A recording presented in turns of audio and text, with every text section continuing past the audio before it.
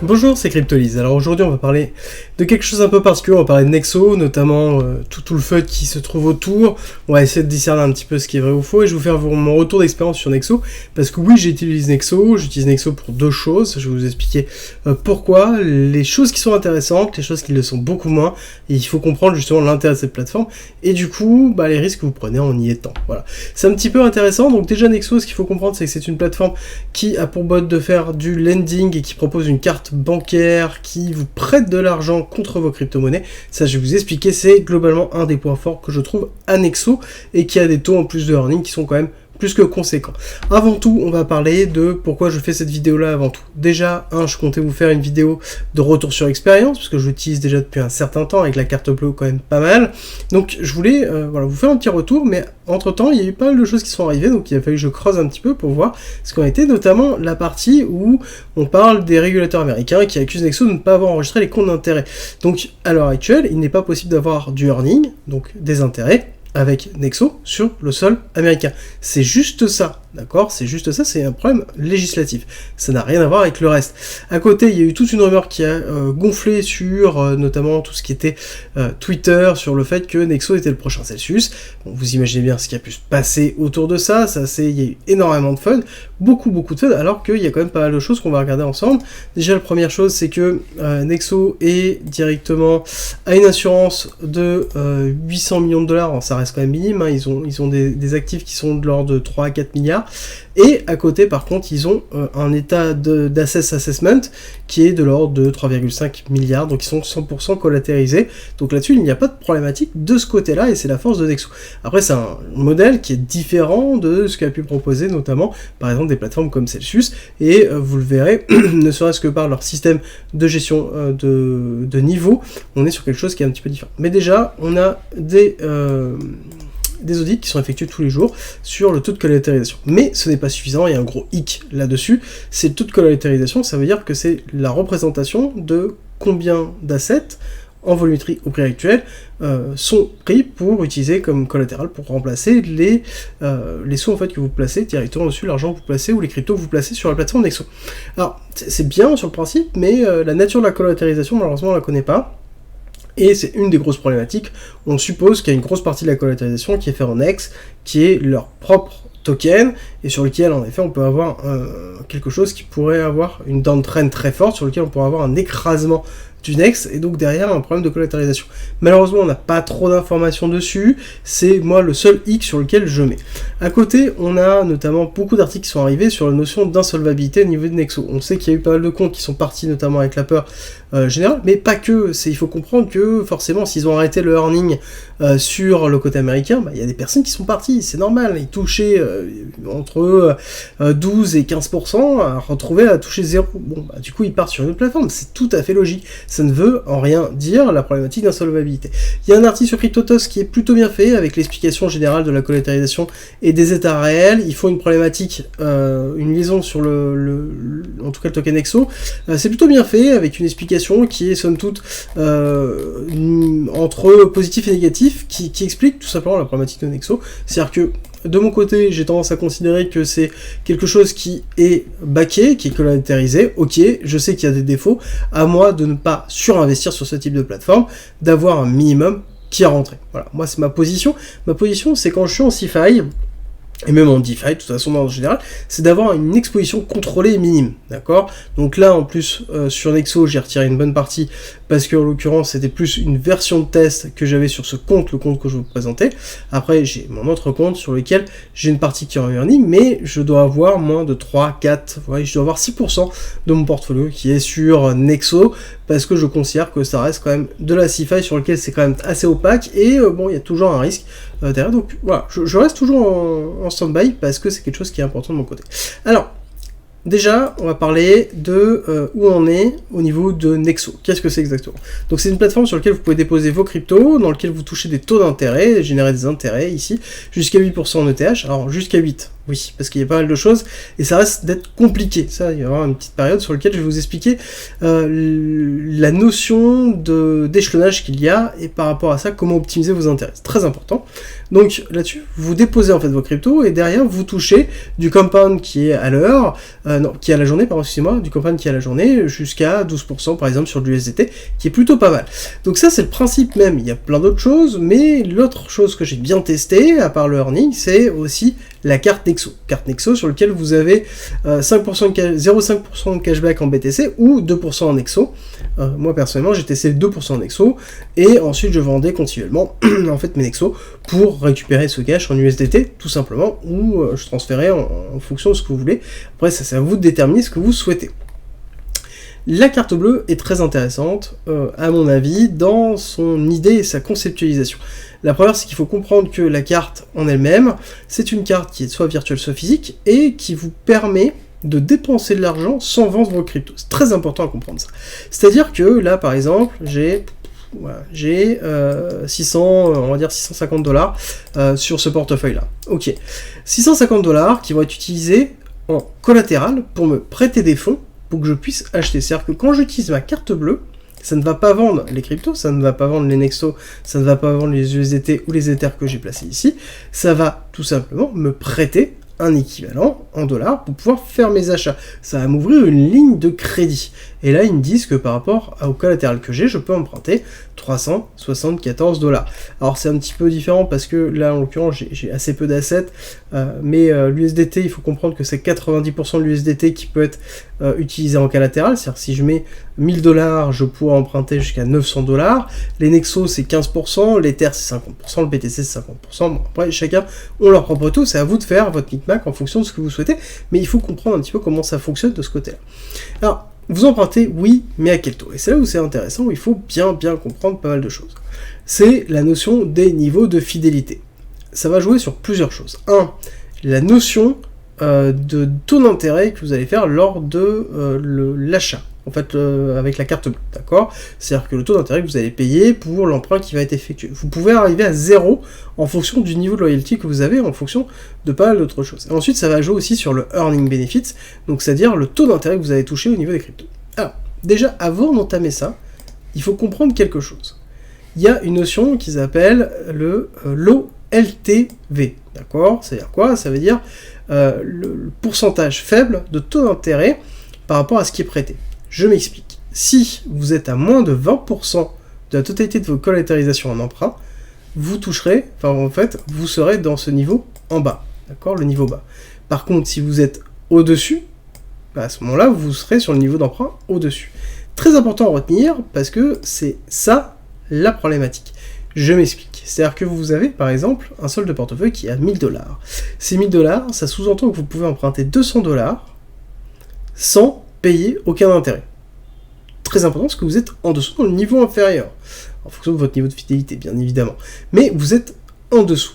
Par contre, ça sous-entend que du coup, le solde de votre portefeuille, ces 1000 $, vont être mis en place dans votre ligne de crédit, donc pour représenter la collatéralisation, et donc représenter la somme suffisante pour faire 20%, donc vous ne pas payer d'intérêt, mais à ce moment-là, vous ne toucherez pas d'intérêt sur les éléments qui sont en ligne de crédit.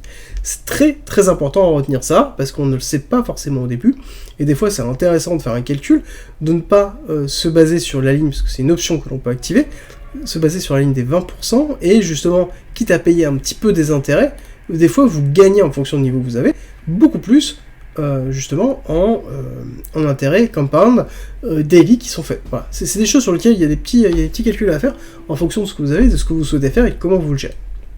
Ça, c'est l'élément important à retenir. La deuxième chose, c'est que forcément, ça va être lié par rapport au niveau de fidélité. Les niveaux de fidélité sont calculés par rapport au pourcentage de jetons Nexo que vous avez dans le portfolio.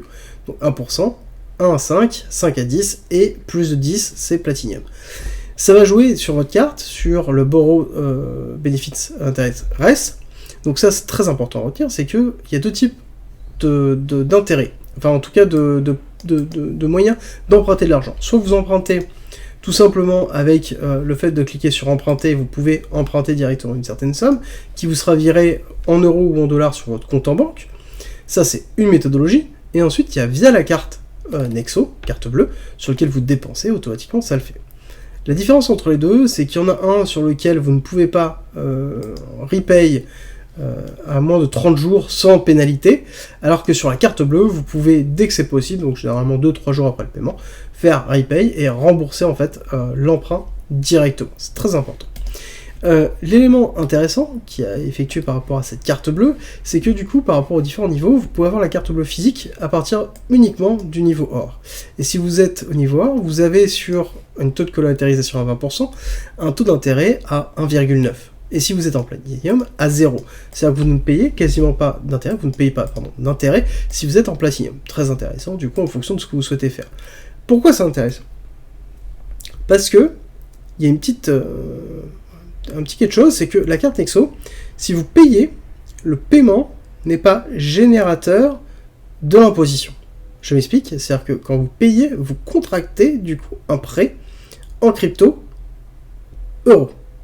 C'est le moment du remboursement du prêt, en fonction dans laquelle vous faites le remboursement, qui sera l'élément déclencheur de votre imposition.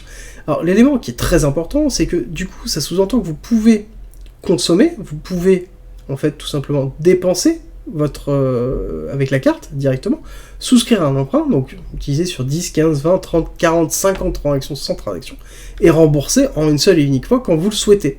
C'est très très important dans la notion de la législation et de la fiscalité à l'heure actuelle. Le nombre de transactions que vous effectuez peut entraîner le fait que vous vous caractérisez ou non en tant que professionnel. Donc ça, c'est un gros avantage. Et deuxième gros avantage, ça veut dire que vous pouvez définir à quel moment vous souhaitez rembourser ce prêt. Et donc, à quel moment vous souhaitez déclencher la notion de fiscalité en fonction de l'état de votre portefeuille. Et donc, contrôler la plus-value que vous avez. C'est très important, et c'est là où il y a vraiment une grosse value sur la carte Nexo. L'autre point sur lequel il y a aussi une grosse value, c'est que vous pouvez dépenser sans vendre vos cryptos. C'est-à-dire que vous pouvez placer, par exemple, vos Ethers, vos BTC, en collatéral, générer en fait des achats en euros ou en USDT ou faire un emprunt derrière, sans vendre directement, continuer à dépenser, et ensuite, une fois que vous le souhaitez, par exemple, virer des USDT, parce que vous attendiez en fait tout simplement de la liquidité, virer des USDT sur Nexo, repay, donc repayer votre dette, et en fait vous avez dépensé sans utiliser globalement soit des USDT en collatéral en utilisant le reste, et derrière sans les vendre directement. Donc ça c'est aussi une grosse force en termes de gestion du portefeuille, de l'état du portefeuille. Ça vous permet de créer la liquidité assez facilement, sans aucune problématique, avec un taux d'intérêt qui peut être très faible, notamment sur 20% si vous êtes déjà en platine. Donc ça c'est un gros intérêt. L'autre point qui est intéressant, c'est la notion de earning, d'accord ? Actuellement, le earning, je pense qu'ils sont pas loin des meilleurs. Alors, j'ai toujours une petite préférence pour Midas, parce que j'aime beaucoup le fonctionnement de Midas et la communication de Midas. Je vous ai mis le lien, notamment en description. Je vous invite à aller regarder, et en commentaire. Mais Nexo, en lui-même, a quand même des taux d'intérêt qui sont très intéressants, avec des limites quand même totalement aberrantes. Bon, alors, la limite de BTC qui est à 25 000, elle est faible. Par contre, Ethereum 100 000, enfin, vous voyez ça nulle part. Pareil, je crois qu'en stablecoin, c'est 100 000, donc sur lequel vous touchez quand même. Là, par exemple, vous pouvez monter sur... Donc là, j'ai mis en base loyal, donc en loyalties, vous êtes à 3% en up limit, avec un maximum. Si vous souhaitez le définir en flex, ça veut dire quoi? Ça veut dire que vous loquez vos BTC pendant un certain temps, et vous touchez 1% de plus. Ce qu'il faut savoir, c'est que vous pouvez aussi toucher vos rewards en X, et donc en Nexo, donc derrière toucher un pourcentage en plus. Très important à retenir, que vous retrouvez d'ailleurs ici, tac. Voilà. Par exemple, en Platinum, vous touchez en Nexo 2% en plus. Très intéressant, du coup, parce que ça veut dire qu'à ce moment-là, le Nexo, ce que vous faites, quand c'est comme ça, parce que ça vous intéresse pas forcément, mais c'est que, en fait, ce Nexo-là, vous le récupérez et vous directement le vendez et vous rachetez par exemple du BTC. Très intéressant. C'est-à-dire que votre BTC non plus ne sera plus par exemple en baseline, ne sera plus à 3, alors on va se mettre en Platinum parce que c'est là où c'est le plus intéressant dans le général, mais le BTC vous n'êtes plus, regardez la limite, la limite en loyalty Platinum est à 4 millions, donc grosse limite. Donc c'est-à-dire que vous êtes à 4% plus en earning 2% plus 1, d'accord? Donc ça veut dire que vous pouvez monter sur du BTC à 7%. 7% en Nexo que vous vendez et vous rachetez du BTC au fur et à mesure. C'est très bien, c'est propre. 7% en BTC, c'est très compliqué à avoir à l'heure actuelle. Alors, au ETH, je suis pas forcément d'accord, on peut faire beaucoup mieux à l'heure actuelle. On peut faire mieux à l'heure actuelle, mais quand même, la limite fait que, généralement, c'est compliqué d'avoir mieux, réel, notamment avec le Nexo. Donc là, on pourrait avoir, pareil, 8%, sur lequel on pourrait avoir une grosse value qui pourrait être faite. Donc, pareil. Et ensuite, on va avoir ici les stablecoins, sur lesquels on peut avoir 10 plus 2. D'accord? Donc, on peut avoir 12% sur les stablecoins. Ce qui est juste colossal à l'heure actuelle. Ce qui vous permet d'avoir une véritable valeur sur laquelle vous pouvez, en mettant une petite partie de votre capital, gagner une partie qui est conséquente. Par contre, sachez, par rapport à l'explication que je vous ai effectuée au début, que potentiellement, vous avez des risques sur la plateforme. C'est quelque chose qui est très opaque, mais c'est comme toute plateforme de CeFi, comme tous exchanges, vous avez toujours un risque directement au niveau des plateformes de CeFi qui déposent le bilan, et pareil sur la DeFi, vous avez des risques de hack qui sont présents. Donc globalement, vous avez des risques un peu partout où vous souhaitez, en fonction de l'exposition que vous avez.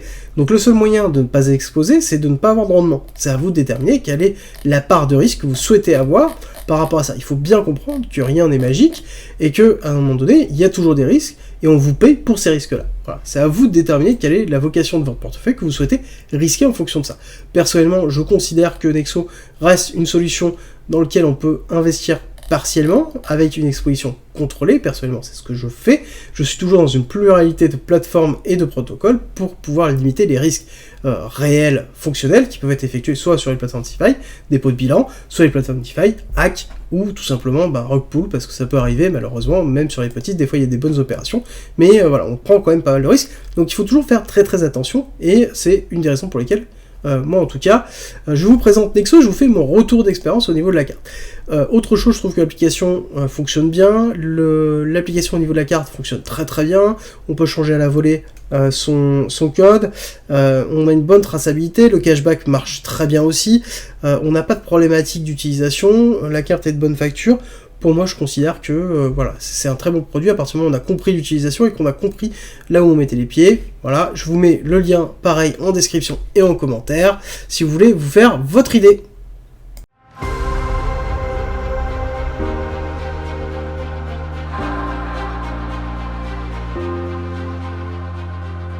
Si tu aimes mon contenu, n'hésite pas, partage, like, ça m'aide énormément et rejoins-nous sur Discord.